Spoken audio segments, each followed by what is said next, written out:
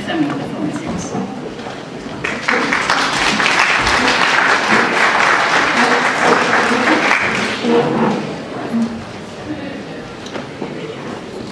Bonjour, messieurs, dames. Merci de m'accueillir ici et pardonnez-moi de m'exprimer en français. Je préfère m'exprimer en français que dans un mauvais anglais. Et en plus, ça confortera la réputation des Français qui parlent très mal anglais.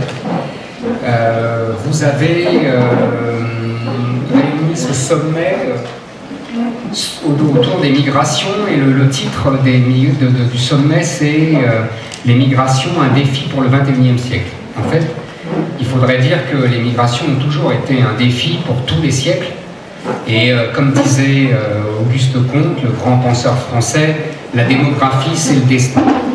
La nouveauté c'est qu'il y a eu une grave crise dite des migrants dans les années récentes, en 2015. Et il y a eu une bataille intellectuelle, idéologique, sémantique autour de cette fameuse question des migrants. Des beaux esprits en Europe, en particulier aux États-Unis, nous ont expliqué que l'histoire du monde était l'histoire des migrations, qu'il y en avait toujours eu, que l'humanité est le produit des métissages et des migrations et des mélanges de peuples divers. Et que, deuxième idée constamment avancée, l'Europe avait toujours été une terre d'immigration. En vérité, ces deux idées sont fausses. La première, que évidemment, il y a des millions d'années, la planète était une terre de migration, mais c'était il y a des millions d'années, et surtout c'était des petites quantités d'hommes, des petites tribus de quelques personnes, de quelques dizaines de personnes, de quelques centaines de personnes qui traversaient les contrées encore désertes. Même au temps de l'Empire romain, la fameuse invasion des barbares ne concernait que quelques dizaines de milliers de personnes. Il y avait, c'était insignifiant par rapport à aujourd'hui. Le deuxième mensonge, c'est de dire que l'Europe a toujours été une terre d'immigration.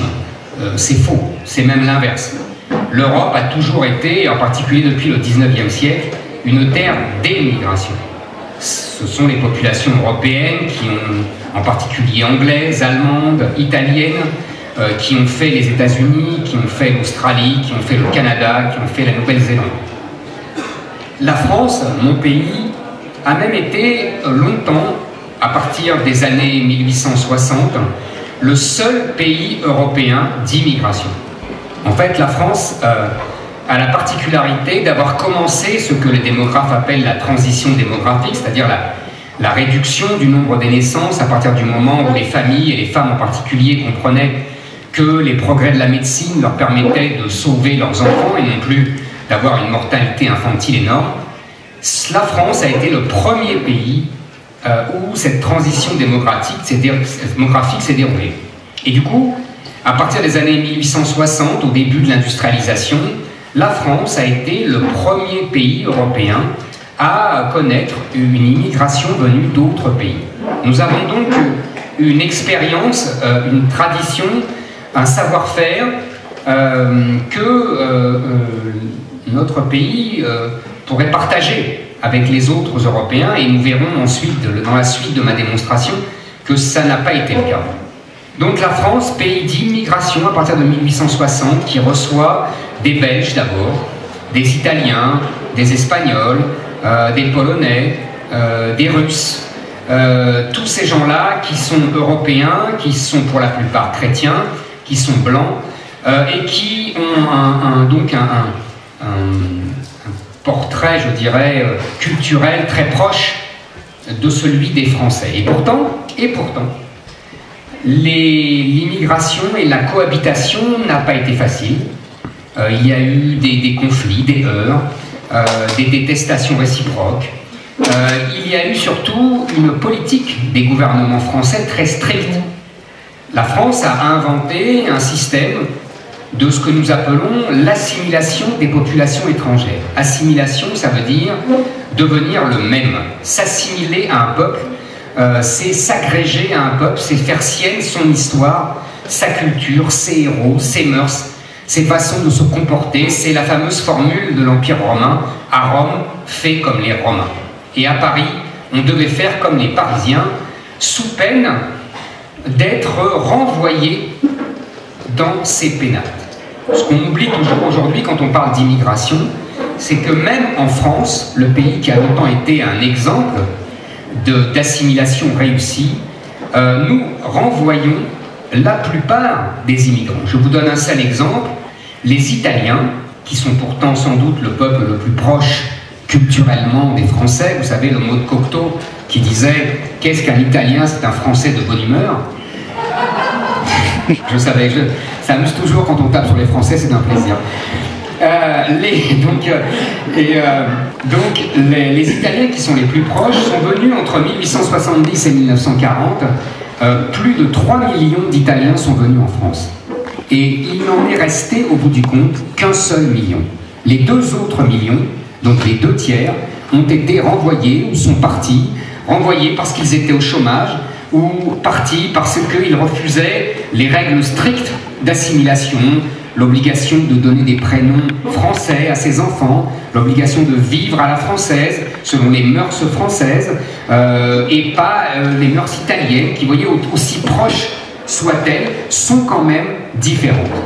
Donc tout ça pour vous dire que il y avait un modèle français d'assimilation qui pouvait être donné en exemple au reste de l'Europe. En vérité, nous avons subi depuis 40 ans une double rupture avec ce que je viens de vous décrire. La première rupture a été une rupture du nombre. C'est-à-dire que les petites quantités d'immigrants, même quand c'était au XIXe siècle, on avait quelques centaines de mille, voire 1 million, 2 millions, 3 millions. Aujourd'hui, c'est beaucoup plus colossal que ça, tout simplement parce que l'Afrique est entrée dans la danse de l'explosion démographique qu'avait connue l'Europe au XIXe siècle. Et pour vous donner une idée des chiffres absolument colossaux qui sont en jeu, je dirais tout simplement, en 1900, toute la population de l'Afrique se montait à 100 millions d'habitants. Aujourd'hui, nous sommes à 1,2 milliard d'habitants. En 2050, il y aura 2 milliards d'Africains. Et en 2100, il y en aura 4 milliards d'Africains. Donc c'est vous dire, en 2 siècles, de 100 millions à 4 milliards. Alors on nous dit, évidemment, tous les Africains ne veulent pas quitter leur pays, et heureusement, et leur continent non plus. Et on nous dit aussi, 70% des migrants africains restent dans d'autres pays africains, certes, mais avec de tels chiffres, on voit bien que 30% qui viennent en Europe, ça suffit pour basculer, pour faire basculer complètement tous les équilibres démographiques et donc culturels, économiques, etc. On nous dit, c'est parce qu'ils sont pauvres. En vérité, c'est l'inverse. C'est justement parce qu'ils sont moins pauvres, ou en tout cas, c'est les moins pauvres d'entre eux, qui songent à quitter leur pays pour aller en Europe avoir une meilleure condition.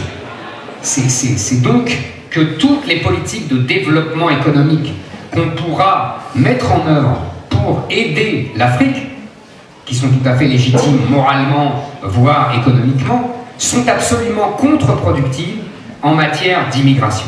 C'est-à-dire qu'on n'aura pas ce qu'on a cru pendant des décennies et ce que les bons esprits nous ressassaient, c'est-à-dire que c'est pas parce qu'on développera économiquement l'Afrique qu'il y aura moins de migration vers l'Europe, au contraire.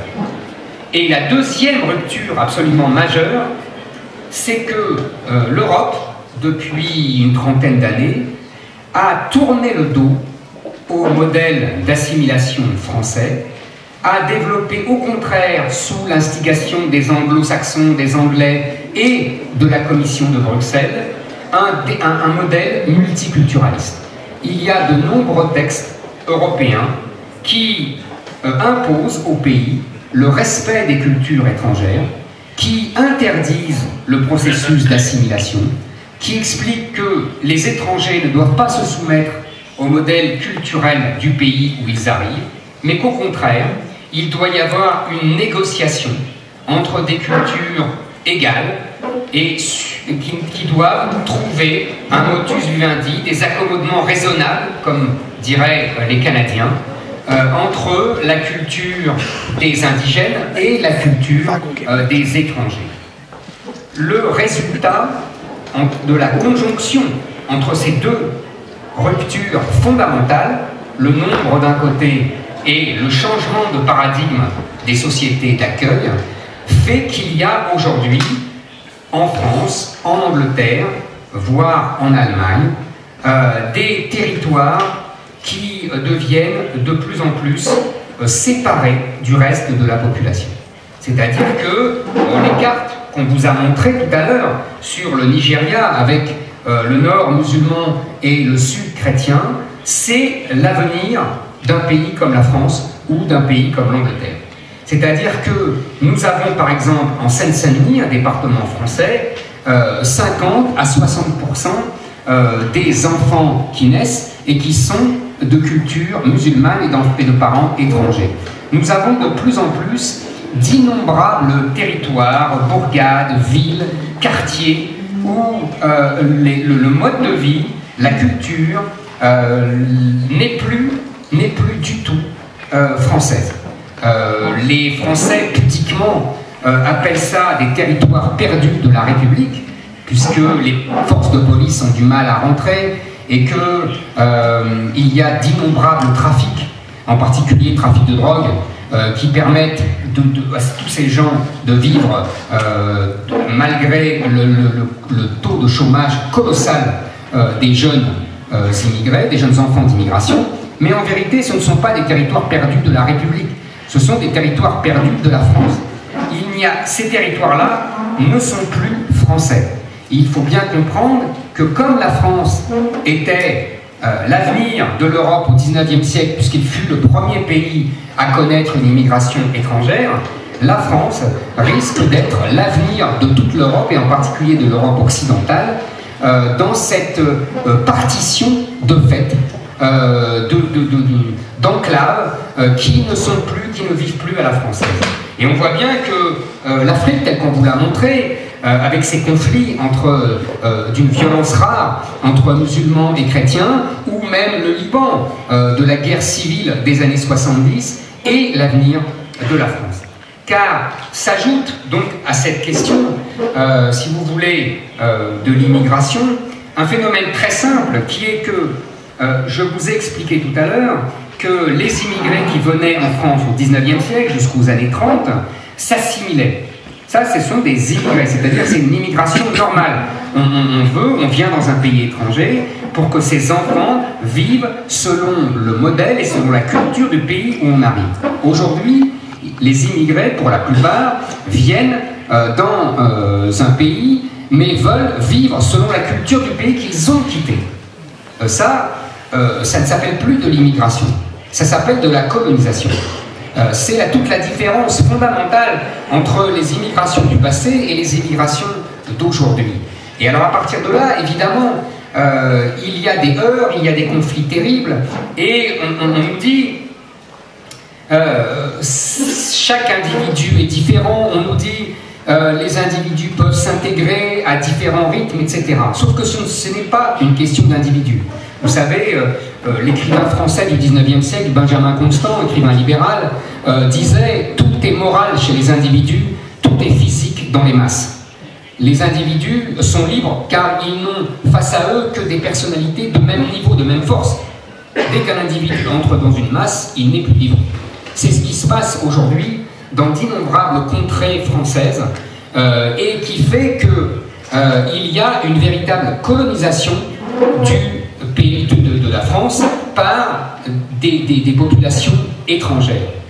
Et s'ajoute à cette question du nombre, Engels se disait à partir d'un certain nombre, la quantité devient une qualité, s'ajoute à cette question du nombre la question de l'islam.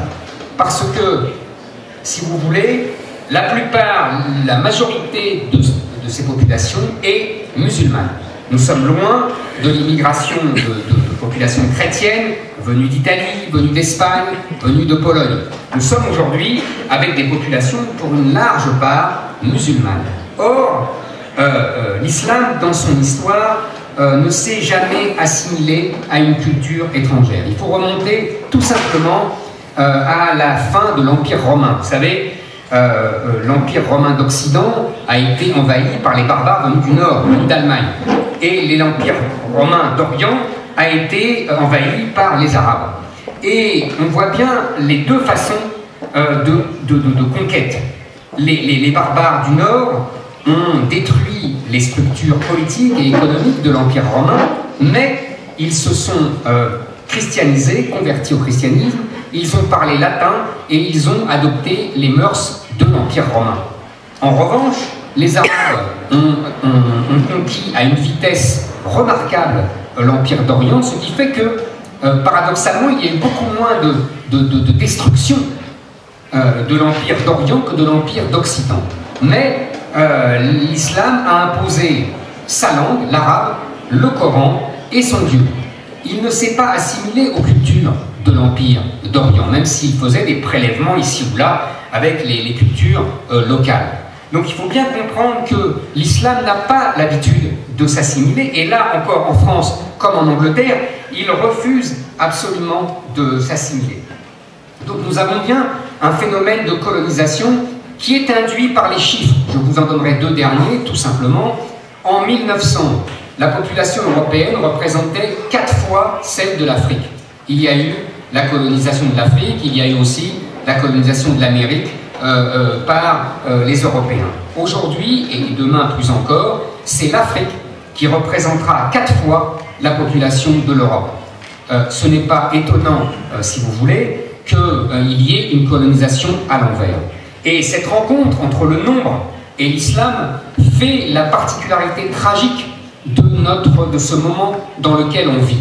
Et si vous voulez, l'islam a fait preuve, les militants de l'islam ont fait preuve d'une grande habileté. C'est-à-dire qu'ils utilisent la culture libérale de l'Europe occidentale, la religion des droits de l'homme, avec son culte de l'individu, pour se servir de ce culte de l'individu pour faire rentrer une religion absolument qui ne respecte pas l'individu. Et ça, c'est toute l'habileté de l'islam. Et vous savez, on dit très bien que l'islam signifie soumission. Donc c'est deux antithèses. Il y a effectivement un affrontement sur le sol français, sur le sol anglais, demain sur le sol allemand, avec la folle politique de Madame Merkel, entre deux civilisations.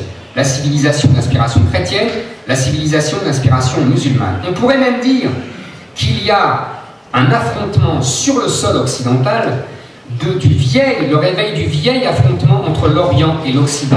Vous savez, la guerre entre les Grecs et les Perses, la conquête d'Alexandre, puis par les empereurs romains des terres de l'Orient. En fait, l'islam est le porte-drapeau de l'Orient qui tient sa revanche sur l'Occident.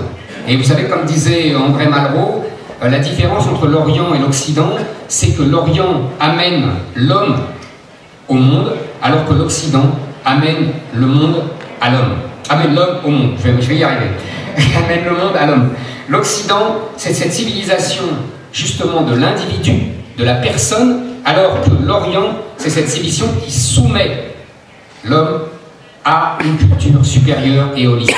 C'est toute la différence. Et aujourd'hui, nous avons une civilisation holiste, nous avons une civilisation de la soumission qui profite de l'idéologie des droits de l'homme pour conquérir des territoires de plus en plus importants. Donc nous avons le choix, nous, Européens, soit nous ne voulons pas renoncer à ce que nous appelons avec prétention nos valeurs, et nous serons conquis, soit nous renonçons à cette religion folle et fanatique des droits de l'homme sans renoncer à la liberté, mais nous renonçons à cette conception extensive et folle des droits de l'homme pour pouvoir résister à la conquête islamique. Et pour conclure, je dirais ceci très simplement, notre grand poète Lamartine qui disait « Quand chaque fois qu'une théorie est en contradiction avec la survie d'une société, c'est que cette théorie est fausse, car la survie de la société est la vérité suprême. Je vous remercie.